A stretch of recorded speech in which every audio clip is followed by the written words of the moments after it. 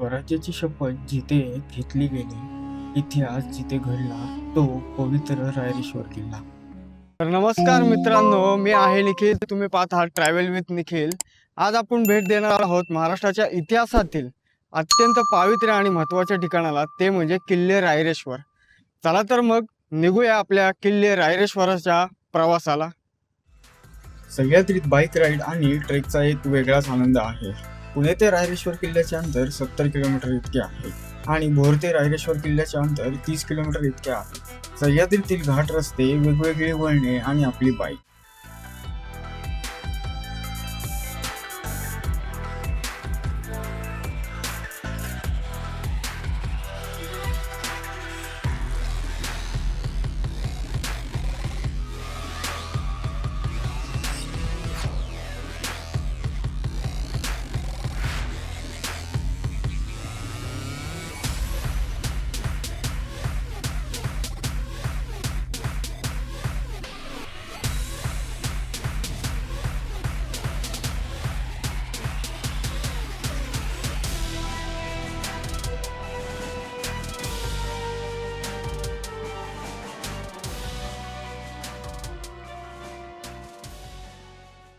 Finally आपण गडाच्या पायथ्याला म्हणता येईल पोहोचलो आहे. चांगल्या प्रकारे काम चालू आहे. मागच्या वेळी आलो त्यावेळी काम चालू होतं, आत्ताही काम चालू आहे. पार्किंगची सोय चांगली आहे, सगळं दाखवतो तुम्हाला. हे बघा, काम चालू आहे, पार्किंगची सोय. आणि या इथून आपल्याला ह्या बोर्ड पासून वरती जायचंय. थोडंच अंतर, एक 10 ते 15 मिनिटं आपण 10 ते 15 मिनिटांमध्ये आपण वरती पोहोचतो. सीड्या आहेत या इथे बघा, दिसतील असेल तुम्हाला. सीड्या आहेत चांगल्या प्रकारच्या. आपण डायरेक्ट किल्ल्यावर जातो. या इकडून आलोय. गडाच्या दिशेने घेऊन जाणाऱ्या पायऱ्या इतिहासाची आठवण करून देत होत्या. मित्रांनो, रायरेश्वर किल्ला पुणे जिल्ह्यातील भोर तालुक्यामध्ये येतो. भोर पासून या किल्ल्याचे अंतर 25 ते 30 किलोमीटर इतके आहे आणि पुण्यापासून 70 ते 75 किलोमीटर. अवघे तुम्ही 2 तासामध्ये या किल्ल्यावरती पोहोचता.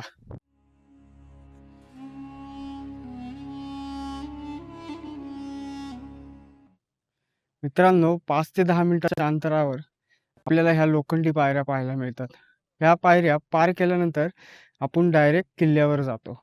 तिथून पुढे पूर्ण पठार आपल्याला पाहायला मिळते. चला तर मग पुढच्या प्रवासाला निघूया.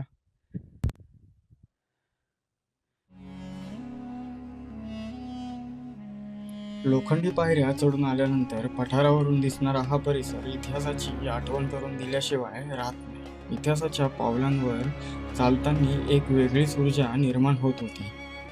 मित्रांनो, रायरेश्वर किल्ला छत्रपती शिवाजी महाराजांच्या जीवनातला अत्यंत महत्त्वाचा साक्षीदार आहे. कारण वयाच्या म्हणण्यापेक्षा मित्रांनो, खूप लहान वयामध्ये महाराजांनी इथे स्वराज्य स्थापनेची शपथ घेतली होती. विचार करा, एवढ्या लहान वयामध्ये महाराजांनी काय विचार केला होता. ते काय केलं त्या गुहेत? काय माहिती पांडवांनी काय केलं त्यांचं. मंदिर त्यांनीच बांधलंय ना, ते महादेवाचं मंदिर. महादेव त्यांनीच बांधलंय. इथून कुठे गेलते ते, तुम्हाला काय माहिती आहे का? पांडवा हेतून केंद्रगडला गेले. ह्या गडावर, केंद्रगडा. हां, केंद्रगडावर. केंद्रगड उचलून त्या पुढचं हे जे काय थोडंसं आहे ना, त्याच्यावर ठेवणार होते. काय त्या उजेडलं काय असं म्हणतात लोक. काय काय ठेवणार? गड अख्खा उचलून पुढे थोडंसं उंच आहे ना, हां. त्याच्यावर ठेवणार होते. गड उचलून? गड उचलून ठेवणार होते पांडव. बाबू, उजाडलं म्हणून टाकले तिथे, तिथंच ठेवलं आणि पुढे गेले. केळंचा म्हणून नाव आहे ना, ते आरवली. उजेड नव्हतं, पण ते आरवली म्हणून टाकून गेले. होय. हो, देवी आहे तिथं खाली पायथ्याला. पायथ्याला देवी केंद्र. म्हणून त्याचं नाव केंद्रगड पडलं. ठेवा.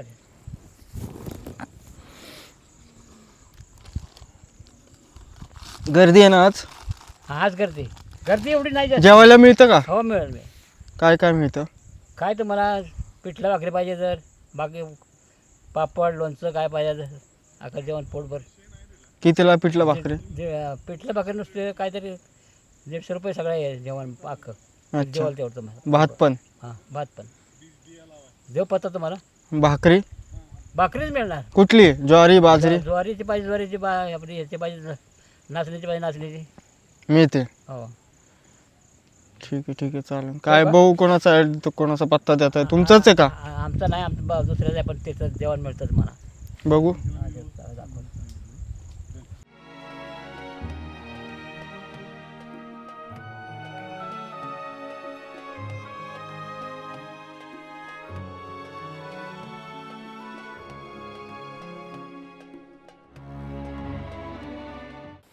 तर रायरेश्वर किल्ल्यावर आल्यानंतर आपल्याला सगळ्या सुखसुविधा पाहायला मिळतात. म्हणजे राहणं असेल किंवा जेवणाची सोय असेल, पाणी असेल, ह्या सगळ्या गोष्टी आपल्याला इथं पाहायला मिळतात.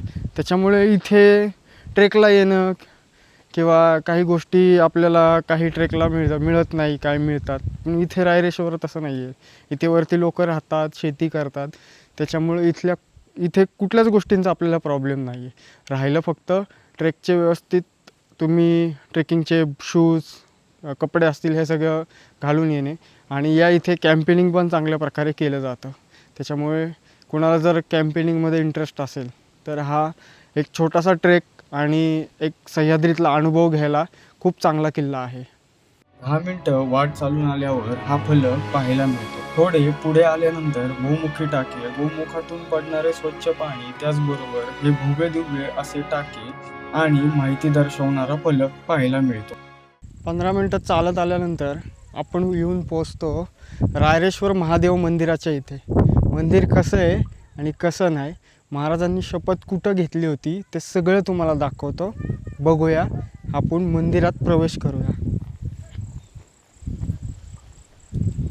हेच ते रायरेश्वर मंदिर. मंदिर जेवढे बाहेरून दिसायला सुंदर आहे तेवढेच सुंदर मंदिर आतूनही आहे. ह्या मंदिराची स्थापना 5 पांडवांनी केली असे सांगण्यात येते. मंदिरात प्रवेश करताच आपल्याला 3 नंदी महाराजांचे दर्शन होते.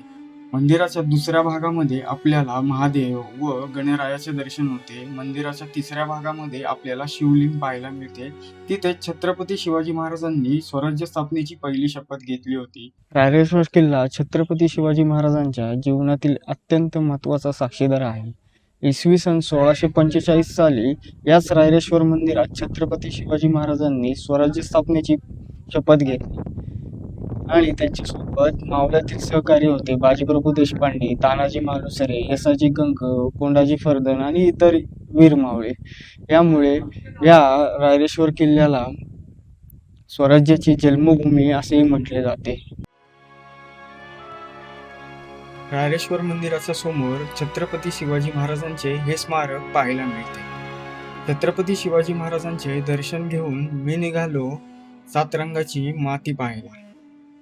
फायनली आपण जेवण वगैरे करून जिथे 7 रंगाची माती आहे तिथे येऊन पोचलो आहे. आता तुम्हाला दाखवतो 7 रंग.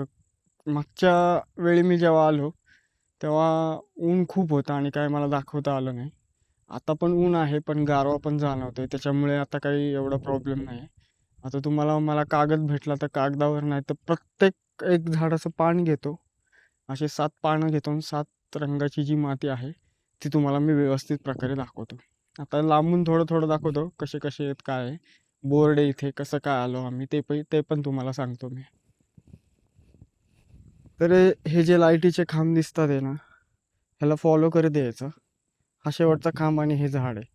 इथून असं आल्यानंतर हा आपल्याला असा बोर्ड लागतोय. हा बोर्ड 7 रंगाची माती. आणि या इथे बघा, हे जी लोक थांबलीत, या इथे 7 रंगाची ती माती. तिथे एक कलर आहे त्यासमोर, या इथे एक कलर आहे. ते शिवराज थांबलाय समोर, तिथे एक कलर आहे. ह्या खाली काही लेडीज थांबल्या, तिथे एक कलर आहे. ते दादा थांबले, तिथे एक कलर आहे. असे विविध प्रकारचे इथे कलर आहे. आणि पांढरा कलर इथं पाहायला मिळतो बघा आपल्याला. या इथे पांढरा कलर आहे बघा. कंटिन्यू तुम्ही जर खोदत गेले ना तर असा कलर निघत जातोय. माती त्या रंगाची.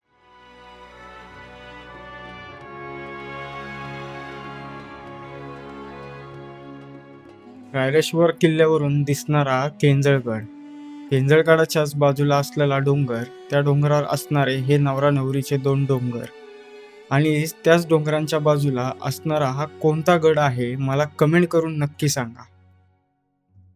तर मित्रांनो, तुम्हाला समजलंच असेल, मी फायनली घरी येऊन पोहोचलो आहे. माझ्या फोनची बॅटरी पूर्णपणे संपली होती आणि पॉवर बँकची पण बॅटरी पूर्ण डेड झाली होती आणि माझ्याकडे जी केबल आहे मी ती घरीच ठेवली. त्याच्यामुळे प्रॉब्लेम असा झाला, मला पुढचं काहीच रेकॉर्डिंग करता आलं नाही आणि माझ्याकडे स्पेअरला एखादा कॅमेरा वगैरे आत्ता सध्या तरी नाही आहे. त्यामुळे आता व्हिडिओमध्ये मी इथेच थांबतोय. तर रायरेश्वर किल्ल्याचा हा व्हिडिओ कसा वाटला, कसा नाही, मला कमेंट करून नक्की सांगा. कारण रायरेश्वर हा एक किल्ला नाही, तर ती आहे स्वराज्याची एक संकल्पना. जर तुम्हाला हा व्हिडिओ आवडला असेल, लाईक, शेअर आणि सबस्क्राईब करा ट्रॅव्हल विथ निखिलला. अशाच ऐतिहासिक ट्रेकिंग किंवा व्हिडिओसाठी आपण पुन्हा भेटूया. तोपर्यंत जय भवानी, जय शिवाजी.